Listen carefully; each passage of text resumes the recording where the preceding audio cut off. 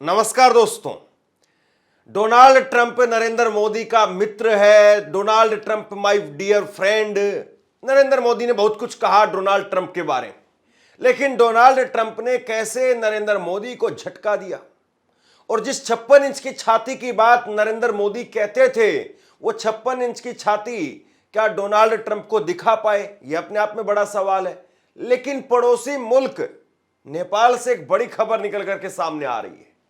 नेपाल से कुछ तस्वीरें निकल करके सामने आई हैं, जो तस्वीरें ये बताती हैं कि देखिए साहब, यहां पर हम 56 इंच बोलते रह गए और असली खेला, असली काम वो अमेरिका के अंदर हो गया। नेपाल के अंदर अमेरिका से आए हुए अवैध प्रवासियों को जहाज से उतारा जा रहा है, लेकिन किसी के भी हाथों में ना तो हथकड़ियां हैं, ना पांवों में बेड़ियां हैं। और बाकायदा अमेरिका ने नेपाली लोगों को चार्टर्ड प्लेन से उनके देश में भेजा है। नेपाल के लोगों को चेन से बांधने की और प्रताड़ित करने की कोई खबर नहीं है। और बाकायदा नेपाल से जो तस्वीरें निकल करके सामने आ रही वो बताती हैं कि खुलेआम जो है वहां पर लोगों को उतारा गया है। चार्टर्ड प्लेन से लोग उतर रहे हैं, उनके हाथों में हथकड़ियां नहीं है, पांवों में बेड़ियां भी नहीं है, और उसके बाद में लोग आराम से जाते हुए दिखाई भी दिए। ये नेपाल के अंदर हो रहा है। नेपाल हमारा पड़ोसी मुल्क है, और देखिए हम क्या कर रहे हैं। हमारे यहां पर किस तरीके से तस्वीरें निकल करके सामने आई थी, देख लीजिए आप अपनी स्क्रीन पर।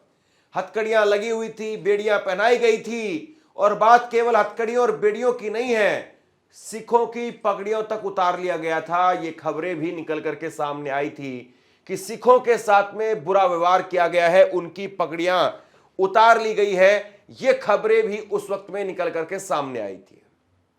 तो बताइए आप 56 इंच की छाती किसको कहते हैं? 56 इंच की छाती को लेकर के नरेंद्र मोदी यहां पर ढोल पीटते हैं। और डोनाल्ड ट्रंप के आने से क्या उनको फायदा हुआ? डोनाल्ड ट्रंप के आने से भारत को क्या फायदा दिलवा पाए?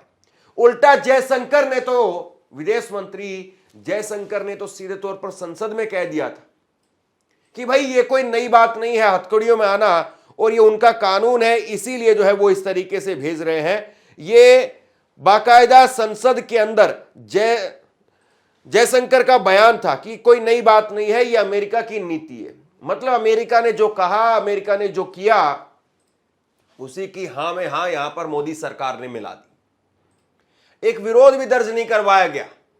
और उल्टा यहां पर चीन जो है वो किस तरीके से कह रहा है कि हम युद्ध करने के लिए भी तैयार हैं।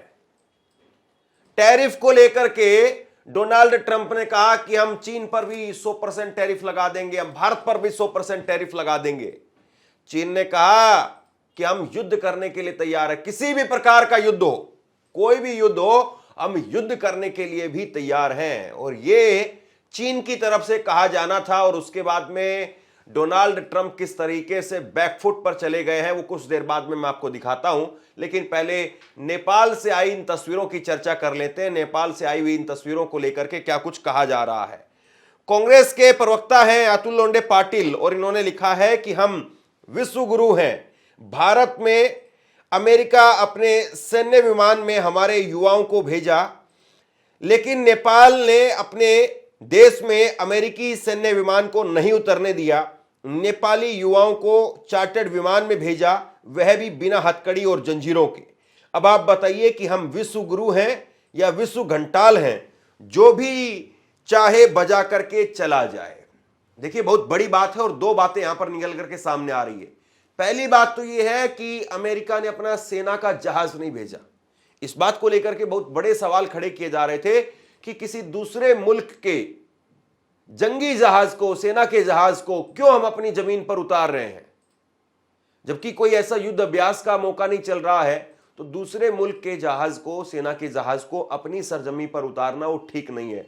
और वो उतारा भी गया था तो अमृतसर एयरपोर्ट पर उतारा गया था, जो बिल्कुल पाकिस्तान से लगता हुआ एयरपोर्ट है। वहां पर आप उतार रहे हैं अमेरिका के सैनिक जहाज को। और जाहिर सी बात है ये अपने आप में एक तरीके से खतरे वाली बात होती है।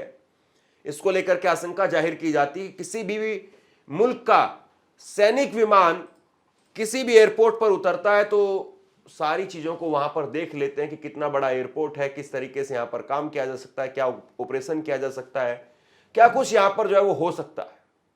एक तरीके से कहें कि रेकी यहाँ पर कर ली जाती, लेकिन फिर भी अमेरिका का सैनिक विमान हमारी धरती पर उतरा, भारत की धरती पर उतरा, अमृतसर में उतरा। लेकिन नेपाल में ऐसा नहीं हुआ। नेपाल में सेना के विमान से नहीं बल्कि चार्टर्ड प्लेन से भेजा गया है। देखिए कमाल की बात है ना, भारतीयों को लेकर के वहां पर सेना के विमान के द्वारा भेजा जाता है, जिसमें टॉयलेट भी मतलब सीमित मात्रा में होता है। इतनी बड़ी संख्या में 100 के करीब जो है लोग आए थे, तो उनको जाने में बड़ी दिक्कत का सामना करना पड़ रहा था, क्योंकि एक दो टॉयलेट होता है उसमें, और उसमें भी 100 आदमियों को जाना दिक्कत लगती है और करीब 35-36 घंटे का सफर लग जाता है। क्योंकि जो सेना का विमान होता है उसमें इतना ज्यादा ईंधन भरने की कैपेसिटी नहीं होती है, उसको बीच में लैंड भी करना पड़ता है, ईंधन भी भरवाना पड़ता है। चार्टर्ड विमान में उससे ज्यादा जो है वो ईंधन की कैपेसिटी होती है, यानी जो पेट्रोल होता है वो ज्यादा डल सकता है चार्टर्ड विमान के अंदर।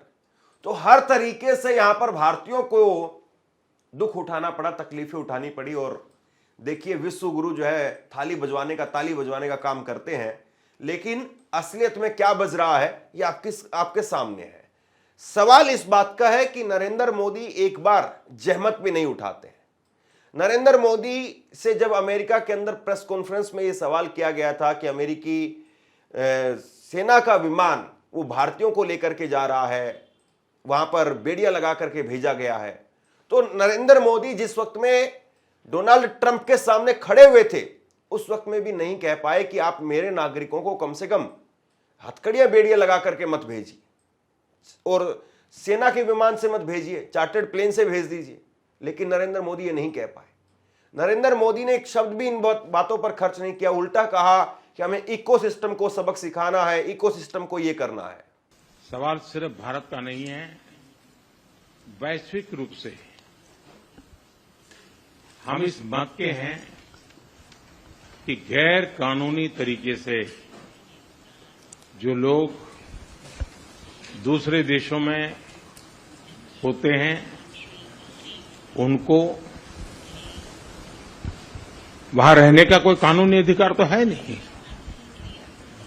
जहां तक भारत और अमेरिका का सवाल है, हमने हमेशा कहा है कि जो वेरीफाइड होगा, कि जो सच्चे अर्थ में भारत का ही नागरिक होगा, वो अगर अमेरिका में गैर कानूनी तरीके से रहता है तो उसको वापस लेने के लिए भारत तैयार है। लेकिन बात हमारे लिए वहां से रुकती नहीं है।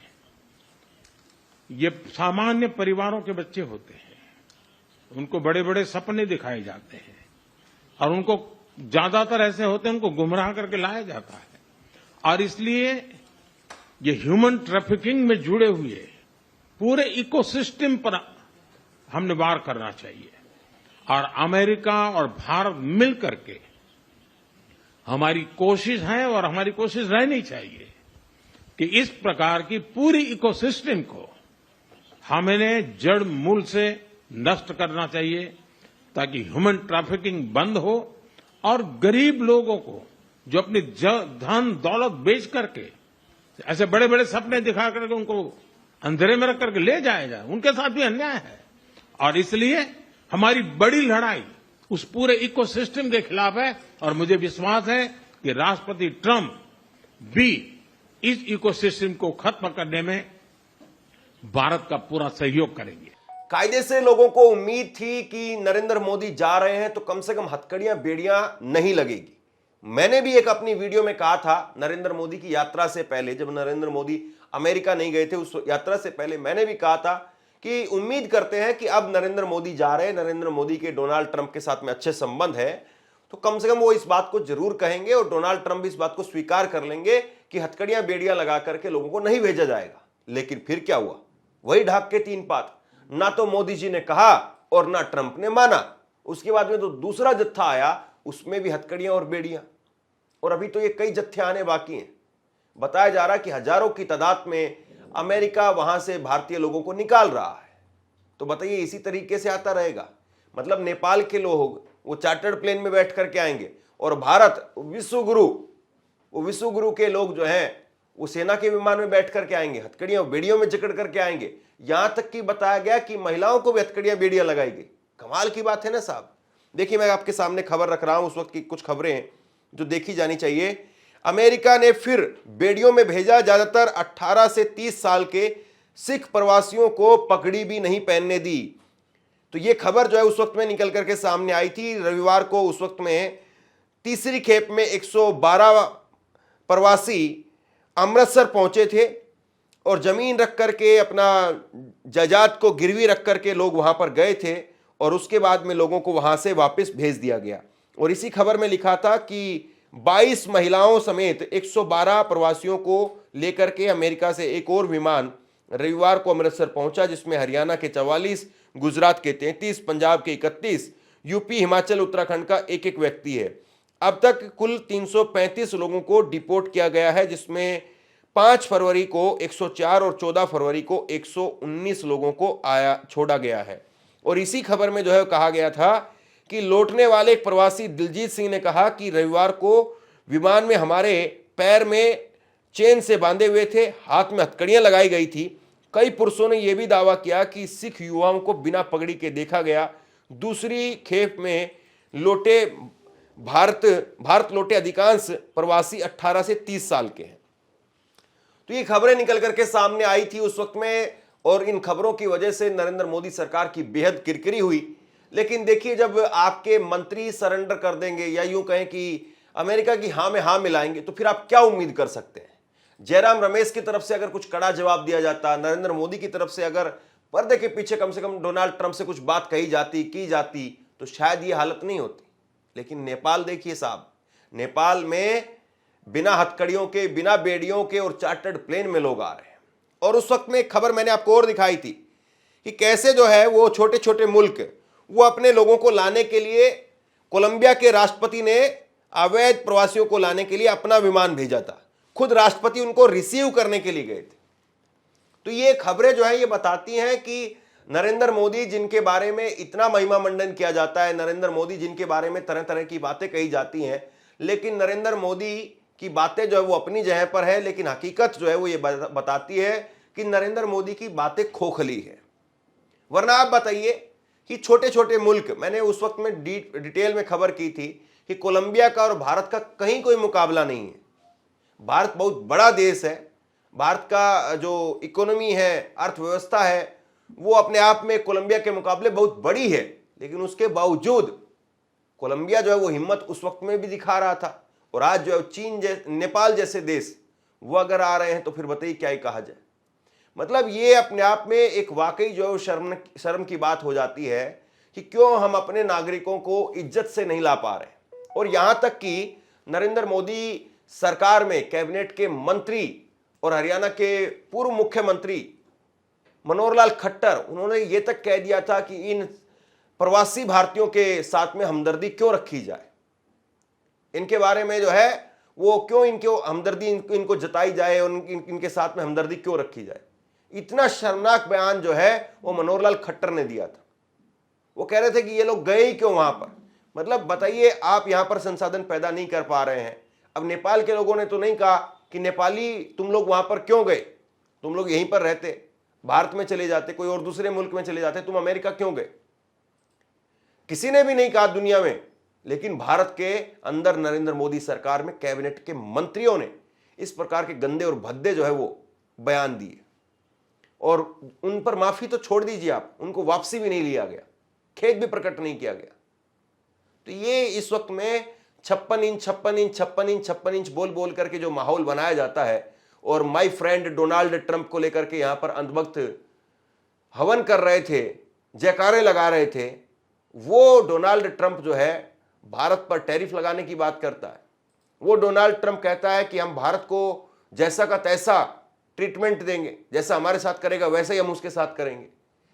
तो ये डोनाल्ड ट्रंप बार बार जो है वो धमकी दे रहा है, डोनाल्ड ट्रंप बार बार भारत को लेकर के नीचा दिखाने की कोशिश कर रहा है, लेकिन उनके अंधभक्त डोनाल्ड ट्रंप के खिलाफ नहीं बोल पाते हैं। अगर कोई बात होती भी है डोनाल्ड ट्रंप को लेकर के, अगर कोई खिंचाई भी की जाती है, तो अंधभक्त आकर के गाली देने का काम करते हैं। गजब का रिश्ता है। मतलब वफादारी देश के प्रति होनी चाहिए या वफादारी मित्र के प्रति होनी चाहिए? देश पहले है या मित्र पहले है? और अगर आपका मित्र ही है तो मित्र कैसा मित्र हुआ? आपका दोस्त कैसा दोस्त है जो वहां पर आपको गच्चा दे रहा है, वहां पर आपकी भद पिटवा रहा है, नाक कटवा रहा है? आपकी इतनी भी नहीं चलती है उस दोस्त से कि कम से कम जो है हमारे लोगों को चार्टर्ड प्लेन में भेज दो। अरे नेपाल के लोगों को भी तो भेजा। नेपाल कोई बहुत बड़ा मुल्क है क्या? हमारे सामने नेपाल की क्या हिम्मत है बताइए? नेपाल की इकोनॉमी और हमारी इकोनॉमी, हमारी जीडीपी और उनकी जीडीपी, बात करिए आप जरा। तो ये सारी चीजें बताती हैं कि नरेंद्र मोदी की कथनी करनी, उनके भाषणों में और उनकी हकीकत में कितना अंतर है। तो बहरहाल यहां पर नेपाली लोगों को जो भेजा गया जिस तरीके से, इसको लेकर के आप क्या सोचते हैं नीचे कमेंट बॉक्स में लिख करके जरूर बताइए। इस वीडियो को शेयर कीजिए और इसी तरह की तमाम खबरों के लिए ऑनलाइन न्यूज इंडिया को सब्सक्राइब कीजिए। आपका बहुत बहुत धन्यवाद।